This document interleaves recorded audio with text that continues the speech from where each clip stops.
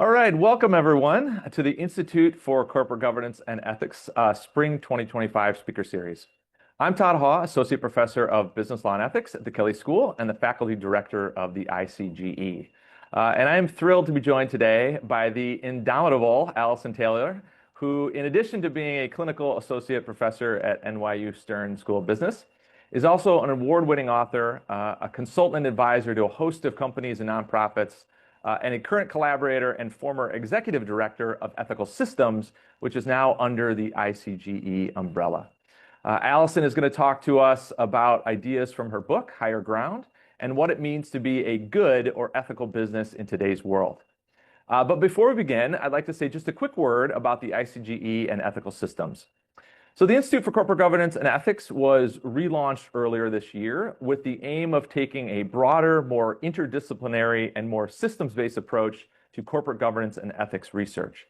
So not only did we want to ensure that we were considering corporate governance in its full scope, including the research areas of corporate law, corporate compliance, business and behavioral ethics, finance management, and financial controls, but we also wanted to make sure that that research was accessible to business practitioners. So as part of that relaunch, the ICG+E brought Ethical Systems to the Kelley School, which doubled the number of our faculty affiliates and created an entirely new network of collaborators under the ICG+E umbrella, as well as a new platform to reach business leaders. So bringing the ICG+E and Ethical Systems together has created a one-of-a-kind institution that is able to harness the best academic research to aid scholars, policymakers, and business leaders, current and future, in elevating corporate governance and ethical business practices within their companies. And so this speaker series is just one of the ways that we're doing that. Another is our first governance and compliance roundtable that will be taking place next week in Indianapolis, which is going to bring together academic and industry leaders to learn from one another, centered around the topics of governance, law, risk, and compliance. And although the roundtable is filled for this year, please check out our website and our social media for all these initiatives and more coming from the ICG+E and Ethical Systems. And so speaking of ethical systems, I am so happy to be introducing Alison Taylor, who, as I mentioned at the outset, was Ethical Systems Executive Director for almost 5 years before she stepped into academia full-time as a Clinical Associate Professor at NYU Stern School of Business. So that technically means that I then stepped into Alison's shoes as the director, but as I'm finding out on a daily basis, those are very big shoes to fill. And so this is in part because Alison is so engaged in the ESG and the business ethics community. In fact, one of the reasons she sort of stepped away from Ethical Systems directorship was because she had so many other things going on. That includes being a member of Unilever's Sustainability Advisory Council, being a sustainability advisor at KKR and the Pictet Group, being a senior advisor to CEO advisory firm Enlighten, and being a senior advisor at sustainability nonprofit BSR. In addition to all that, Alison is the author, the award-winning author, I should note, of Higher Ground, How Business Can Do the Right Thing in a Turbulent World. The book, which has been called a fresh, realistic guide to help companies navigate the new ethical challenges and risks in a volatile global landscape, has garnered accolades from academics and practitioners alike, everyone from Leo Strine to Ed Freeman to Klaus Moosmeyer to Adam Grant. And I'll add my name to that list. One of the many things that I love about the book, and so much of what Alison does in her speaking and writing, is how she takes a truly sort of systems-based approach to the puzzle of business ethics in today's terribly, terribly complex world, and then provides actionable, often blunt advice for corporate leaders. That's an approach that aligns very well with the mission of the ICG+E and Ethical Systems. And so we're thrilled to have Alison here to talk about the book and a lot of other things, and as our final speaker of the spring series. Alison, the floor is yours. Todd, thank you for that wonderful introduction. And it's just, I would like to just start by saying it's so inspiring and wonderful to see the new life that you're bringing to Ethical Systems and its more integrated future. So I feel very proud to watch what's going on. I'm going to try now to share my screen. And then, hold on one second. Can you confirm that is the full slide? We can see it perfectly. Thank you. Beautiful. So as you can see, I'm going to talk for around 40 minutes. I will try to pause regularly.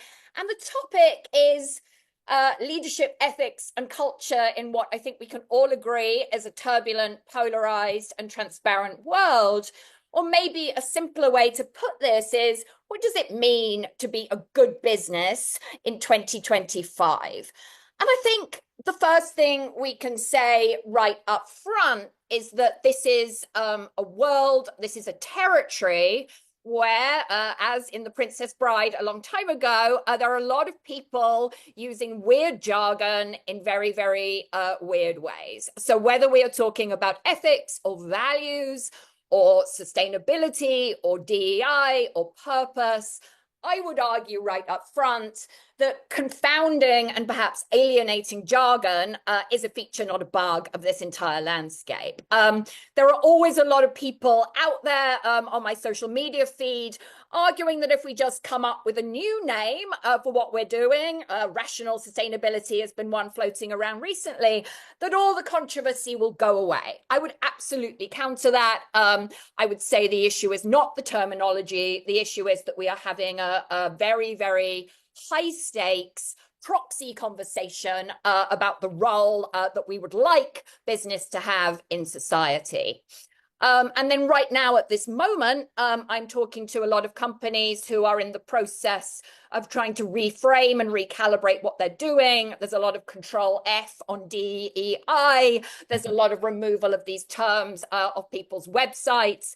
And I think really a sense that even if you were to go to the average person and say, do you believe companies should be environmentally and socially responsible and well governed, people would generally agree with that. But people have a negative reaction to the term ESG. At the same time, if you ask people if they believe in diversity, most people would say yes. But DEI has obtained this kind of toxic, bureaucratic kind of sense as a three-letter acronym. So the landscape, I think, is already confusing and confounding, even with the best will in the world. And another thing that we could argue, and that I would argue, is that it's never been such a difficult time to run a business. When I talk to CEOs, the impression I get is like the illustration on this slide. And you can see a headline from Bloomberg, actually from last year, that says, tomorrow's leaders face a world where any move will be reviled by somebody. And I think that is one of the things that is such a struggle for today's leaders. We have all been brought up, if you are a certain age, of thinking that there is a neutral middle ground that you can go to. And one of the problems is, right, that neutral middle ground has become a quicksand. In fact, when I talk to my students, they don't really believe that neutrality is possible for today's corporations. And they don't even remember a time when we talked about things that way. So a neat way to express the current situation is that stakeholder expectations of business are in many ways higher than they've ever been. We expect and want corporations or demand corporations on a regular basis solve huge systemic challenges like climate change, like inequality. So we expect companies to take on more and more social, environmental, and contextual issues than we ever did in the past. At the same time, we trust them less and less to deliver. So I think everybody is kind of caught between this paradox of kind of meeting expectations that are maybe unrealistic. And then layered on top of that, we have an atmosphere of polarization and misinformation and social media attacks that mean that navigating that reputational landscape and navigating in particular in the US, but not exclusively in the US, a very high degree of polarization is extremely challenging.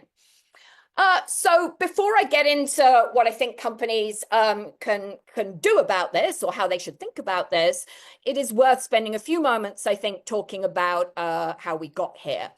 And these are really the arguments that I make right at the beginning of Higher Ground. So we can talk about, specific tactical events all we like. I think beneath the surface, there are big tectonic shifts that have gone on in the last 20 years or so. And these, I think, really inform how companies should react to some of the dynamics I've mentioned already, but even more how we kind of think about and conceptualize the whole idea of corporate responsibility. So the first I would like to talk about is a trend I call how transparency became a weapon. Part of this, I think, is a relatively obvious story. Back in the 20th century, there were just a few TV stations, there were just a few newspapers. Those TV stations and newspapers needed corporate advertising. And so short of some giant environmental disaster, some enormous ethical failure, companies could, to a much greater extent than today, control and feed their messaging through friendly, predictable channels and control what the general public saw about their internal operations and their decisions. Clearly, this is not the case today. Today, if we're wanting to figure out what to buy, where to work, where to go on vacation, we don't take the company's word for it. We look at other employee reviews. We go on Glassdoor. We look at customer reviews. We trust a company's word less and less. So in a very, very meaningful sense, I think this explains in itself the rise of stakeholder capitalism and these ideas of sustainability. Companies are forced into a much more fraught and dynamic and interactive relationship with a much bigger group of stakeholders than they ever were in the past. That, I think, is obvious. At the same time, of course, the public's awareness of the negative externalities of business has grown exponentially, partly because today anyone with a smartphone can capture evidence of bad business behavior, whether fair or proportionate or not, and a lot of this capturing is not fair or proportionate, and put it out there on social media in an effort to hold the corporation accountable. Something that I think is less discussed and equally significant, however, is that the call is coming also from inside the house. So young people maybe are just as upset about ethical violations, maybe even more so than previous generations. They have a broader lens on ethical violations, so corporate whistleblowing lines, which are in general designed to identify fraud and bribery and things like that, are maybe not set up to handle young employees' concerns about topics like climate change and racism. Even more importantly, though, I think young people do not necessarily trust the compliance process, do not necessarily trust the whistleblowing line, and are much more inclined to get together on Slack, out of sight of leadership, to coordinate together, and then engage in strategic leaking, is what I would call it, in an effort to hold corporations accountable. You can think, for example, there was a trend a little while ago, lots of layoffs in Silicon Valley, many employees filming themselves in those conversations with HR and putting it out on social media. Or you can think of the aftermath of Elon Musk acquiring Twitter, where we pretty much got a blow-by-blow account from inside the organization of everything that was going on moment to moment. So to a very, very great extent, it is no longer the case that you can rely on non-disclosure agreements, confidentiality agreements, that kind of thing.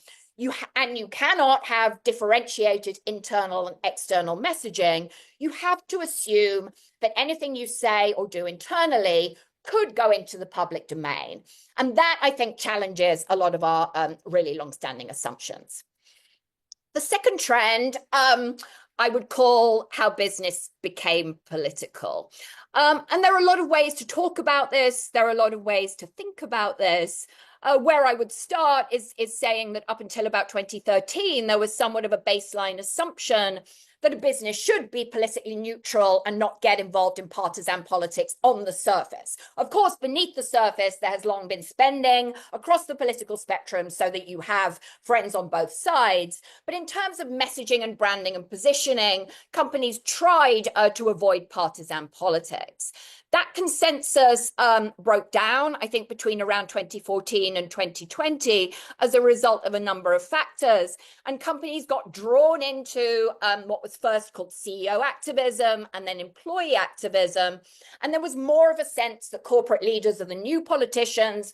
Corporate leaders need to close the gap left by politics. Only corporations have the size and scale to solve the kind of systemic challenges that we are facing.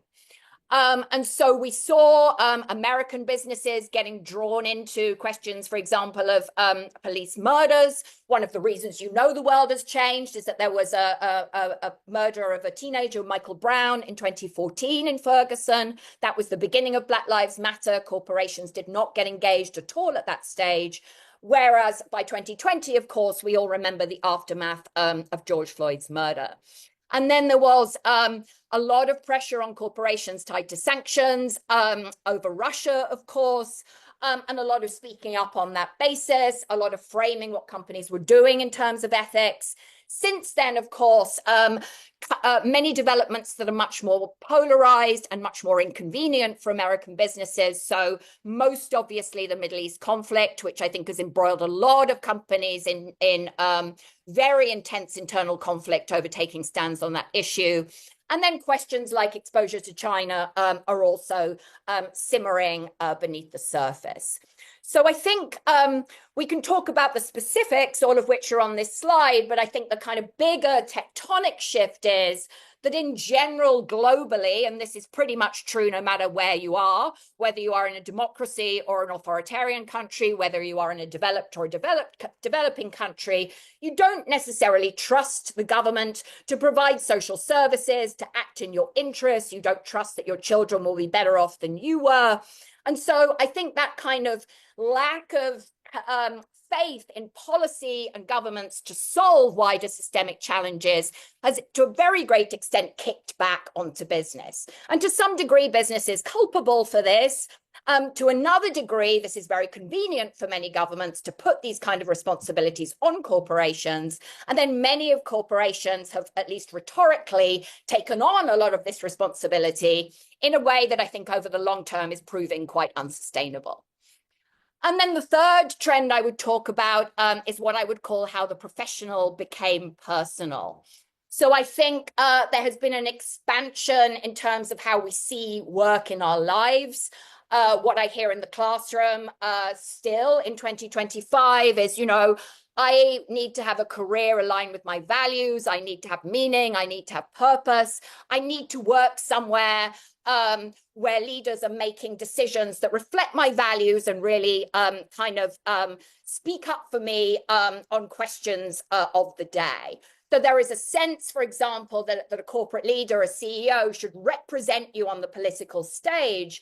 And what I really often hear in the classroom is to a great extent, that is a way for young people to feel that they can have more agency over the political process. So for better or worse, I tend to hear, what's the point in voting? That's not going to change anything. But I could go and get a job, or I could pressure a brand, and that will have a much more dramatic impact. So I think that idea of the corporation and your work and your role as a vehicle for impact and meaning is relatively new. It's certainly not what I thought when I was young. And then I think there is another kind of trend here as well, which is really epitomized by that pithy phrase, bring your whole self to work. But what here is going on, I think, is an expectation that it's not your job to adapt to the corporation's norms, the corporation's messaging, but more that the corporation should adapt to you, should accommodate your need for flexibility, but your need to to have your burnout accommodated, or that it is your boss's job to take care of your mental and physical well-being. So you can see a headline on this slide from HBR a year or two ago called "Helping an Employee in Distress," where the authors argue that managers need to be able to provide basic cognitive behavioral therapy to young employees on the fly. I certainly understand why that article was written. The mental health statistics for younger generations are pretty disturbing.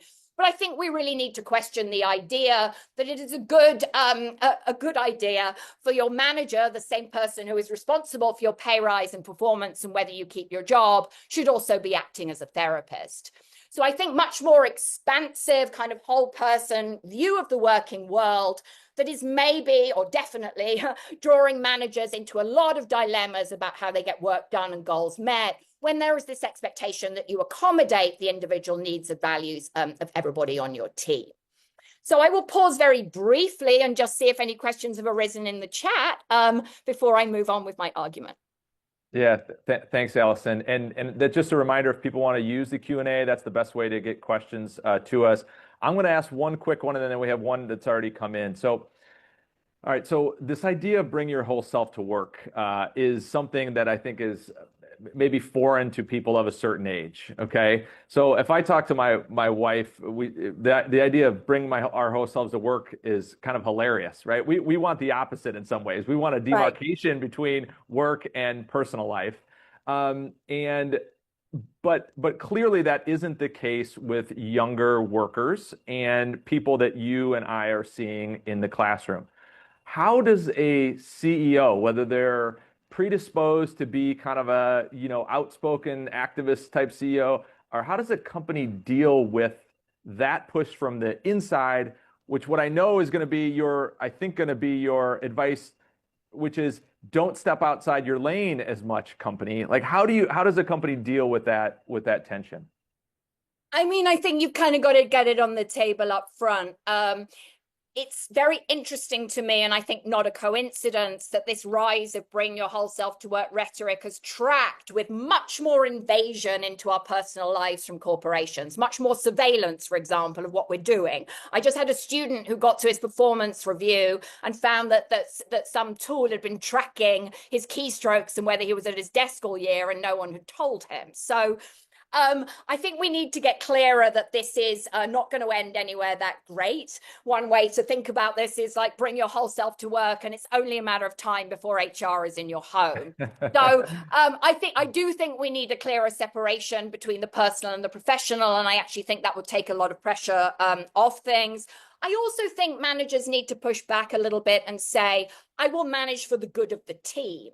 So yes, I can give you time off, for burnout and because you're feeling exhausted, but let's be clear, that means someone else is going to have to pick up your workload. So let's be fair. Let's think about the good of the team and the good of the collective, understanding that it's impossible for any corporation or any manager to adapt to everybody's individual needs and values. So, and I think if you say that, and also put maybe some of these challenges back to people in the team and say, well, if you think this is a problem, how would you go around solving it? That might also create less of an us versus them dynamic. Yeah. I'll just Bruce just chimed in with a question. Doesn't bringing your whole self to work make you much more vulnerable if you are ever made redundant? Which is sort of an interesting way to take it, sort of to look at this. Let me pick up one quick question by Jim, and this is sort of touching on what we're talking about. What are your general recommendations, Alison, for quote unquote progressive entities to back off from pro-social activities, many for branding and marketing purposes, without alienating a good portion of its customer base? But I would also imagine that also includes, its employee base as well. Such a wonderful question. And I'm involved in this work right now, working with a few organizations that, yes, have taken a very activist, progressive stance, particularly the period 20 to 2022, and are now really sort of drowning in expectations they can't possibly fulfill, most obviously, but not exclusively, over Israel and Palestine. And so I think there has been a bit of a tendency, we speak up because everybody else is speaking up. We speak up because our stakeholders expect us to speak up. I think there needs to be much more rigorous consideration of exposure, leverage, and overall, and most importantly, legitimacy. If you do not operate in the Middle East, you do not really have any legitimate form of influence. It is not clear that boycotting specific organizations or individuals in the region is going to achieve the political goals you would seek to achieve. And so that is just one example, I think, of where we need to have a more systemically focused conversation about the legitimate role of the corporation and how it can exercise influence over a very fraught political process, and to just really get that on the table. Because I think there's a lot of knee-jerk kind of expectation and well-meaning pressure on corporations to take stands and take positions in a way that maybe does not fully consider the second-order consequences of those positions on other actors. So this can be very, very well-intentioned, and indeed it is almost certainly always well-intentioned, but it raises a lot of questions. You spoke up on this. What about this? What about this? What about this? And I think it gets impossible, and most importantly, it takes corporations to a place where they cannot have a legitimate role. Yeah, and I'll just say we'll let you continue, but I think the book is so good, and here's my very sort of dog-eared and highlighted copy of really kind of laying out steps that companies or leaders can think about in order to make those decisions. So that's one of its many strengths. Okay, all right, please continue. Although I'm sure there'll be lots of questions coming in. Perfect. Okay, so in this reality, right, that I've described, where corporations face much more transparency, there is much more demand to get engaged and involved with what used to be considered external contextual issues like politics, like social and environmental risk and impact. And then in this world where there is all this kind of meaning and demand loaded onto work, then in this reality, culture becomes a key source of strategic advantage or indeed disadvantage. So people, I'm sure, on the line are familiar with a chart like this, which describes a shift in how corporations create value. So back in the 20th century, if you were running a business, to a very great extent, your corporate valuation was based on physical, tangible assets, things you can see and touch and feel. So in that world, maybe you invent a product, you manufacture the product, you ship the product, you realize the returns. Your corporate valuation is based on buildings, equipment, cash, bonds, machinery, land, that kind of thing. Fast forward to 2020, and according to this chart, the figures are debated, but people agree it's a majority. This chart argues as much as 90% now of corporate value is based on intangible assets. Part of this, of course, is the shift away from things like oil and gas and manufacturing and to the rise of tech, but it affects all companies. A far greater proportion of corporate value is now based on things you cannot see and touch and feel. Patents, IP, R&D, brand value, software, network effects, ultimately stakeholder perceptions and stakeholder trust. So I'll give you an example. Mattel, a company that does make physical products, makes plastic toys, genuinely hard to value Mattel after the success of Barbie, because that has a significant impact on this company's intangible value. So there's been this shift from tangible to intangible value, but more broadly, I would argue there has been a shift in corporate life from the tangible to the intangible. So most obviously, right, the physical and time boundaries around our working lives have dissolved. We don't necessarily go to the same building every day, 9 to 5, and sit in the same rooms looking at each other. That has not been the case for a long time. The time boundaries around our working lives have also greatly dissolved. We don't switch off our phones at 5 o'clock and switch them back on at 9 a.m. the next morning. Microsoft, in fact, did a study where they found that many of us are logging off at 5 p.m., going home, feeding our children, putting them to bed, and then going back online at 9 or 10 p.m. to finish our work. So they saw this kind of productivity spike late at night. So we no longer are in the same place and on the same time zone doing our work. Information boundaries, though, also around the corporation have dissolved. I've spoken about this already, but confidentiality is no longer assured. Legal agreements can't be relied on. You need to assume that anything you say or do internally could become public knowledge. I think status boundaries have shifted. We started talking about this a little bit in terms of young people's expectations to be nurtured and mentored and looked after and not necessarily told what to do and bossed about.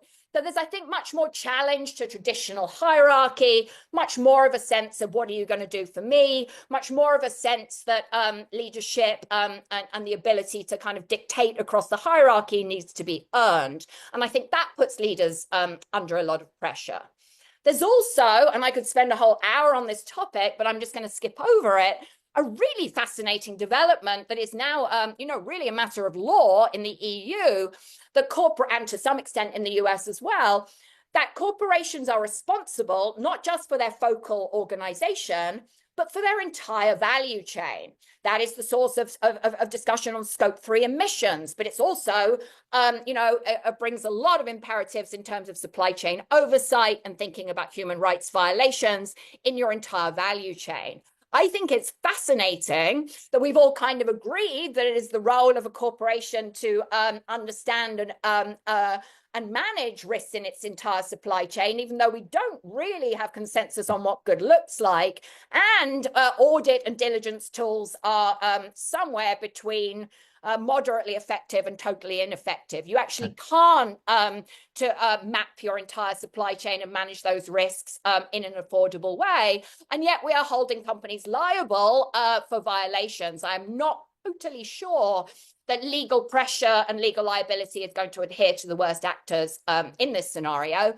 And then finally, strategically, one thing we can say about Milton Friedman, right, is that he provided a sharp, elegant clarity in terms of what a corporation's role and responsibility in society should be. As that has dissolved, we're in a much more contentious conversation about the strategic boundaries around the organization, simply expressed by the phrase stakeholder capitalism.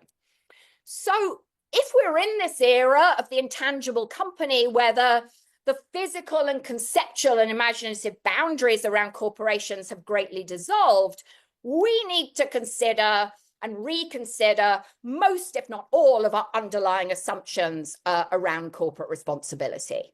So let's start with a good one, which is reputational risk management. Now, reputational risk is a very pithy and very popular phrase. There are a couple of quotes on this slide, and just to be clear, because I know this is a corporate governance audience, my goal here is to not get involved in an intricate debate about fiduciary duty and what fiduciary duty is and isn't. My goal is to talk about the kind of underlying assumptions that these legal frameworks have brought into the business. Something can be a legal framework without becoming an all-consuming metaphor.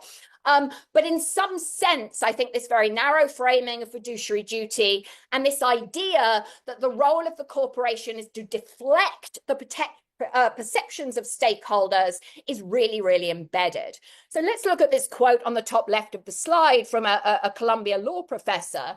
And he says, do boards owe a fiduciary duty to stakeholders? This is a legal contradiction in terms. By definition, a fiduciary owes a duty of undivided loyalty to his beneficiaries. One cannot owe such a duty to natural adversaries. So that is an argument that stakeholders, and to be clear, that is your customers, employees, suppliers, and investors, are natural adversaries to the interests of the corporation.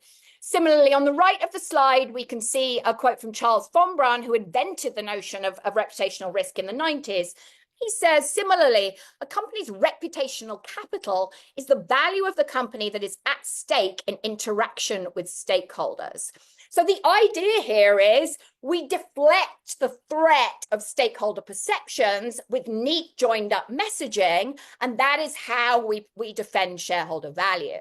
But in a world where those defense mechanisms don't work anymore, we really need, I think, I would argue, to shift from reputational risk management to building stakeholder trust. And I don't think those things are directly equivalent at all.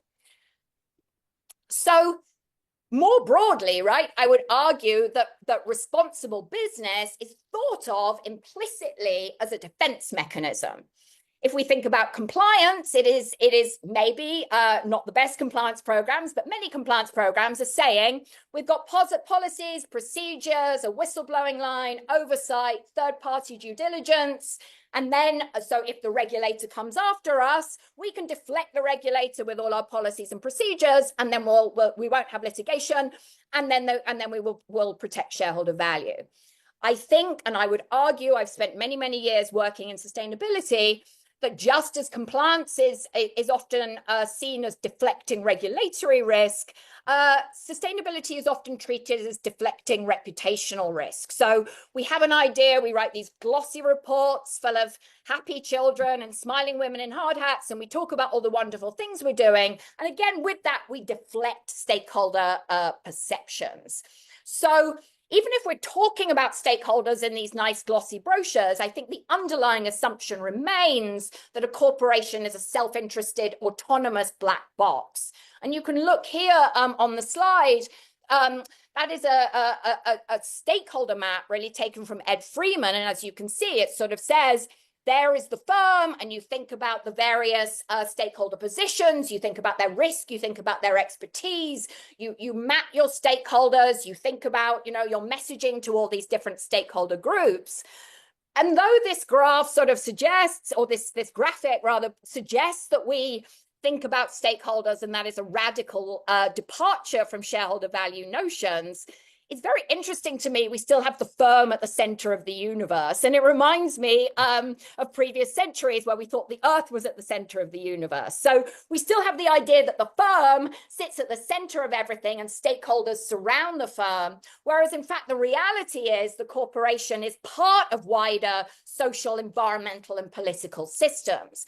And so what is very often described as stakeholder theory, I think, is less of a departure from traditional shareholder value than traditionally argued.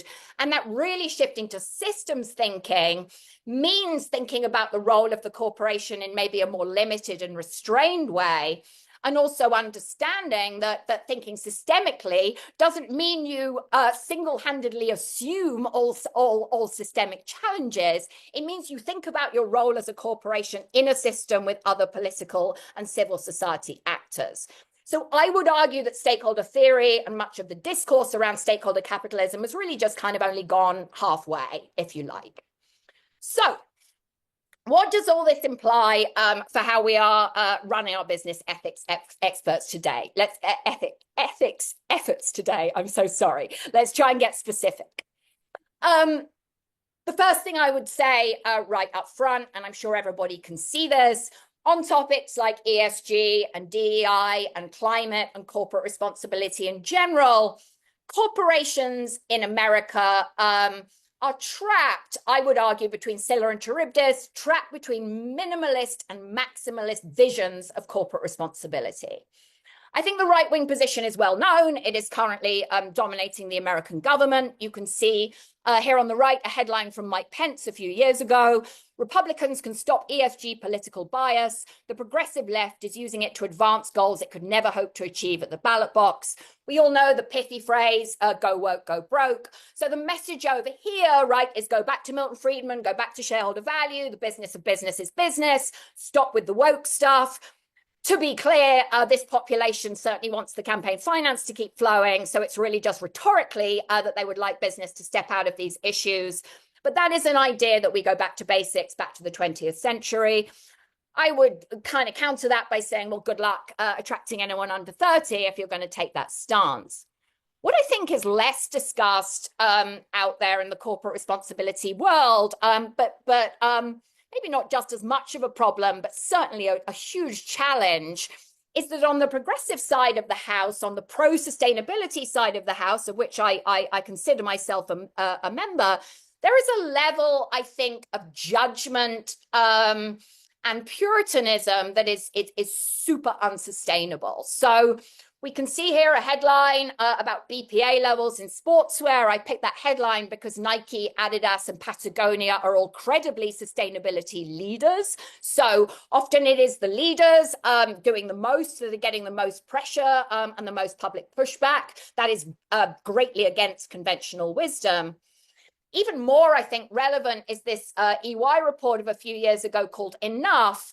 And you can see the money quote down there on the bottom. Sustainability needs to revert to being a noun and not a verb. This is not an activity or an industry or a theme. It's a specific point at which economic activity is maintained within sustainable limits. It's that or it's nothing. And so that is a very, very fundamentalist view of what is sustainability, what it takes to be a sustainable company, that I think is unachievable. We need to, I think, work with the economic system as it is, and we need to drive improvement. And it's quite difficult to do that because if you are a company saying we're improving this, we're working on that, there will be immediately a chorus of voices saying, what about this? What about this? What about this? And you're just a total hypocrite. So companies, I think, are trapped between these two visions and need to find a path forward that is neither do everything all at once perfectly or stop doing anything at all. We need to find a path through the rock and the hard place to something more focused and restrained and credible. One example of the kind of well-intentioned overcommitting that results from the progressive pressure I just described is on this slide. So on this slide on the left, you can see Unilever's, not their latest, their materiality map from a few years ago. It's probably hard to see the font, but there are at least 30 issues on this materiality map. These are Unilever's previous sustainability priorities. One of the top right issues is women. That is literally the half the global population. I don't really know what they're talking about. But they have, you know, a number of enormous bucket topics here. Emerging markets, cities, the global economy, commodity prices, packaging, poverty and inequality, products and agriculture, children and young people. This is, I think, the kind of result you get when you try and map your business to all the SDGs and you feel that because stakeholders expect it, because some of your stakeholders care about all these issues, it is your job to go out there and promise to solve all these issues instantly. More recently, and this had nothing to do with me, but Unilever followed pretty much exactly the advice in Higher Ground, has gone to a much more focused and restrained set of goals, has said we're going to focus on climate, nature, livelihoods, and plastics, has been transparent about previous failures, has really driven policy alignment, all of which I think is a very, very good idea. But then you can see the headlines in the media and how the media responded to this move. ESG poster child Unilever waters down green pledges. My goal is not really to get involved in an intricate discussion about whether Unilever's doing a good job, but really to query why we see corporate responsibility as a matter of poster children and pledges, and then why nobody in any of my classrooms can think of any poster children apart from Patagonia. So I think there has been this kind of rash of overpromising, this sense that if any of your stakeholders care about this thing, you need to instantly solve this thing.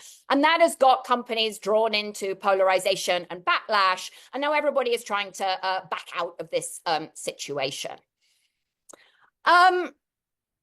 Another kind of, I think, really important aspect here and of the sustainability and corporate responsibility discourse is it's been conventional wisdom from advisors to say, you just do the right thing, you have the programs, you write the reports, and that will help you protect yourself from reputational risk. In fact, if you look at activist campaigns and you look at how the media treats corporations, certainly it is true that the media and activists, attack oil and gas firms and tobacco firms. They also attack the highest performers. We can think of the campaign against Starbucks over unionization. Union busting, nothing uncommon in corporate America. And then objectively, according to Just Capital, Starbucks has some of the best treatment of its employees and workers in the restaurant sector. If we think about diversity, benefits, pay, working conditions, and so on, you sure wouldn't know that from the headlines. But if you are an activist trying to change worker rights in the US, it makes much more sense to attack Starbucks than a private equity-owned firm like Dunkin' Donuts. Starbucks is much more likely to move. And if what you're doing is trying to affect the entire sector, then it makes sense to attack the leaders and not just the laggards, which is fine if we understand this. It's fine if we understand that reputational risk is just as much of a funhouse mirror as a linear accountability mechanism. I don't think this is widely understood. And then, I think all of this really came home to me when I saw Patagonia, the ultimate sustainability poster child, hand over ownership of Patagonia to a charity.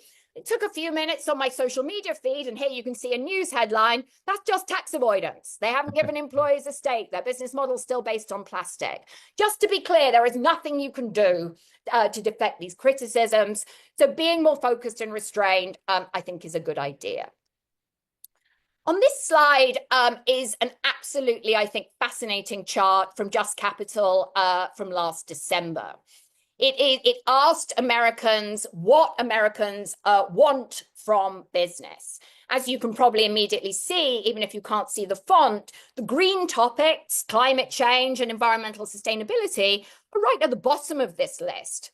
Does this mean Americans don't care about environmental sustainability? I don't think so. I would argue that what this means is that many members of the general public are exhausted by the fact that companies went out there yodeling and making PR-based commitments on net zero and really treating sustainability as PR the expense of focusing on the basics. So let's look at the top of the list. What Americans actually want is that business pays a fair living wage, has ethical leadership, and supports worker well-being.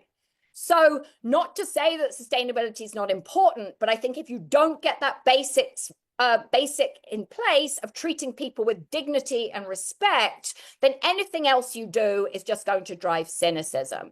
And really interesting shifts actually happening here in business. KKR, a firm I work with, starting to give a lot more employees ownership in the stakes of companies when they divest.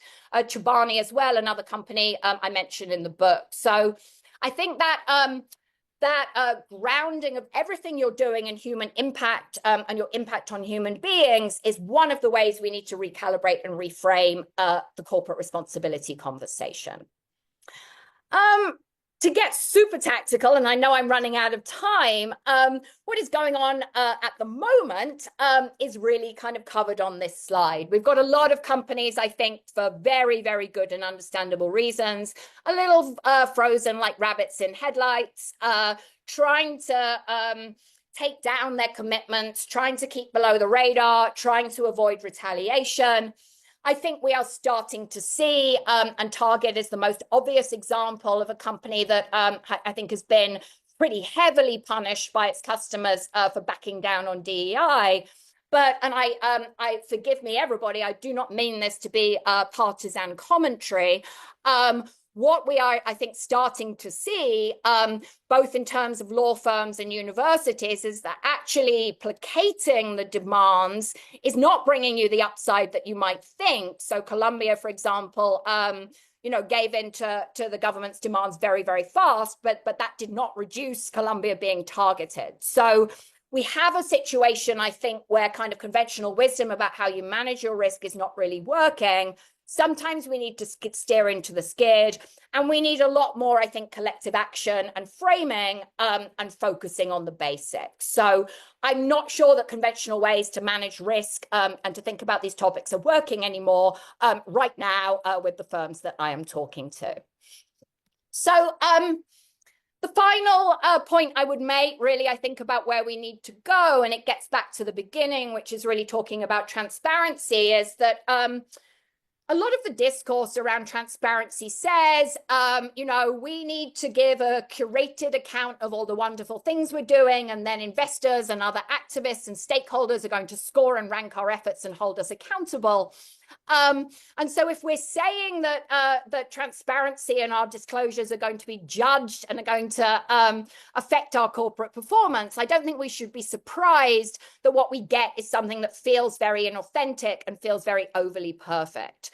I would make the argument that with everybody overpromising, with everybody projecting perfection, that actually being more authentic about the complexity, actually trying to reframe and be clear about what you can influence and the limits of that influence may be less risky and less dangerous than you think. I will not provide the specific examples because I know I'm running out of time, but very, very happy to take any questions on this when I close. So, are we, or maybe I should say we are, I think, at the beginning of a new era for corporate responsibility. So moving from overpromising and big commitments to acknowledging systemic challenges, which does not mean taking them all on. It means picking your battles and becoming more aware of your role as an actor in these wider systems. We're moving from treating responsibility as marketing, or more recently, reporting and compliance, to a strategic focus on the issues that matter. We're moving from alienating jargon, overcommitments, toxic three-letter acronyms, to clear language people can understand. Talk about the actual issues in a jargon-free way. Talk about the things that you're changing. You don't need these weird, confounding jargon. Moving away from generic commitments to stakeholders and communities to a focus on how your business impacts human beings. moving from defensive messaging in a vacuum to integrated decisions across internal functions, and moving between misalignment between your public positions and your policy engagement to closing the gap between what you say and what you do. I think we're seeing a new paradigm start to emerge. There are lots of very difficult and inconvenient questions left hanging, but I do think we need a new frame and a new conversation. And the companies that I work with are more than ready to drive that conversation. So I'm going to stop sharing and see if anyone has any questions. Great. Thank you so much, Alison. I'm going to pick up on a couple a line of questions here that's come in related to competitiveness and kind of this, Friedman approach. So I'll give you these in succession here. One asks, this is from Bruce, isn't at least part of the problem that businesses are experiencing a much more competitive environment, which is generating ever greater pressures on individuals in it? Okay, so that's kind of one vein of thought here. And then there's two questions that ask a little bit about, okay, if we're thinking about managing, stakeholder trade-offs, is the Friedman approach, because it is clear and straightforward, the way to go? And if it's not, like, how do we avoid it, I guess? And there's two sort of different questions on different paths there. So maybe you could address all three of those together. I think, sorry, remind me of the first question again. Yeah, just about competitiveness. Is competitive pressure yes. on, yeah. I think probably it's becoming more competitive. I think it's more that intangibility means the shifts are bigger and less predictable. What drives your value and what can destroy your value is much less gradual. I mean, we just think about Tesla's results most recently. Super example of how important intangible value is. So yes, probably more competitive, but more unpredictable and more intangible, which to me makes the argument that you focus on stakeholder trust, not shareholder value, to pick up on the second point. Now, the shareholder stakeholder conversation is a very long conversation. We can argue it's a false dichotomy. Things like the universal owner thesis and all this kind of moves to more shareholder accountability. There's an argument that if we just had more rigorous shareholder accountability, we wouldn't need all this stakeholder stuff. Another argument would be like, does any business really in reality ignore its employees and customers when it makes decisions? Shareholder value is hopefully the outcome of other good decisions. So I would take the point that if you start to think about balancing stakeholder interests, which is what the Business Roundtable committed to, you're going to become overwhelmed and incoherent pretty quickly. What I think you need to do is find the material contextual issues that both are very, very important to business value creation and are very important to how you impact stakeholders, and focus on those issues, just 1 to 3 of those issues, and try to address those issues rather than ticking the box on 40 things. So this is about materiality. It's also about not over-promising, and it's really about exploring that intersection between shareholder value and stakeholder value.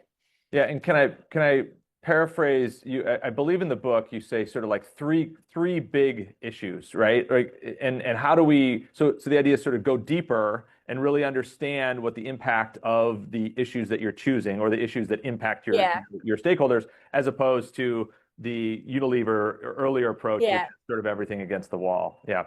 Let me. I'll ask a quick question here. There's sort of two related. Jim is asking. So you have a company that maybe has overpromised or taken this broader approach. How do you back off from these overbroad promises, or arguably overbroad promises? What's the best way or best path forward for a company to do that? And then maybe a related one is, well, what if you have a stakeholder, for example, that has a really important issue that you think is important, but it just doesn't hit your sort of materiality framework? Do we ignore it? How do we make those trade-offs as company leaders? So, the first question, I think you've got to have a very honest reframe. You've got to have a conversation with your employees. I think just kind of push people a little bit on this question of, you may feel very passionately about this issue, this election, this conflict. Yeah. Let's kind of get clear. We're not just saying we have no responsibility for the external context, but let's also think about, as a private actor in whatever industry, whatever profile, what is our legitimate role in engaging on whatever this issue is? So thinking really directly about your leverage, thinking really directly about your legitimacy, and trying to get a paradigm together that is much clearer on that. And then, I've never met a company or worked with a company of any size that can meaningfully prioritize more than 2 or 3 things. And we're not even talking about core strategy here. We're talking about how you account for the external context. So you want to tie that accounting for the external context to your core strategy. You want to get clear on whether your ESG issues present you with risks, opportunities, or their impacts, where you need ethical guardrails, whether they're all 3. I think there's a tendency to have like this big bucket of stuff that no one knows what to do with. No one knows how to integrate it, or how it gets baked into the kind of traditional assumptions of the corporation. So you're not going to get very far if you try and do that with 40 things. You might get somewhere if you try and do it with 1 or 2 things. Another kind of way you might think about this, because I'm certainly not saying you abandon, responsibility on everything else, is you play offense and you play defense. So you play offense, you make this your brand, your message, what you're all about, what you're trying to change. You have clarity over that. That's not ESG. That's whatever the issue is that you pick. On everything else, you report, you manage it with your ethics program, you disclose, but you're not trying to, unilaterally solve world hunger while making a profit. Yeah. We have a couple minutes, and I not a whole lot of time, unfortunately. I know this conversation could go on for a long time because there's a lot of questions.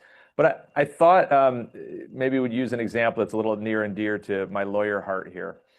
Have you, if you've been following the law firm's response to executive orders, how do you see that as either, as a microcosm of these issues? What have firms done well? What have they done poorly? What are your thoughts? I mean, the rule of law is a material issue to a law firm, at risk of stating the blindingly obvious. At risk of stating the blindingly obvious as well. Law firms make a lot of money advising corporations on bribery and extortion, and thinking about kind of threats to how they operate. And so maybe you ought to have some good expertise here. That said, very, very risky and fraught environment. This was somewhere on my slide. I think what people are learning is that offering concessions is not going to necessarily make the problem go away. If it was, then maybe these strategies would be a little bit more effective, but there is no sign that is the case. And so you need to rethink. I mean, to me, this is a perfect opportunity for coordinated collective action. These firms collectively have an enormous amount of power and influence. Universities are starting to move in this direction. I don't think this is unachievable, but law firms may not want to die on the hill of DEI. That's another very kind of fraught and technical conversation. I do think they need to stand up for, independence and legitimate advice, and for, the way that the rule of law works. I know that's a difficult ask, but I think the opposite's a difficult ask as well. Yeah, I was struck at the notion of, law firms in some ways are the ultimate black box, right? Yes. But here you have young associates really pushing the envelope with the conversation now, and really challenging some of the leadership of these firms. So it really struck me as, talking about kind of your earlier slides. Right. And it's been conventional wisdom for a few years to say employee activism's dead. That was a kind of 2021 thing. I don't think so. I just think it's shifting in form. And yeah, we're starting to see these dynamics play out. If I think back to 2017, it actually also took people a while to get going with all this activism and resistance. So all of this goes to say it's a bad idea to react too fast right now. I think the kind of broader shifts of what's going to happen over the next few years are not yet clear and are still emerging. So you want to be really careful, I think, not to overreact. And then the wider context, of course, is that all American businesses are exhausted by the fact that the new government gets elected and spends its entire time reversing what the last government did. So the lack of policy predictability, the lack of regulatory predictability and consistency is starting to become an enormous issue. Yeah. They are exhausted, but we're not. I think we're probably energized by this conversation. Thank you, Alison, so much for your time. I'll just remind our viewers, this is the last and final, our closer for our spring speaker series. But make sure you check out the ICG+E website, look at Ethical Systems website as well, and obviously Alison's own website in her book.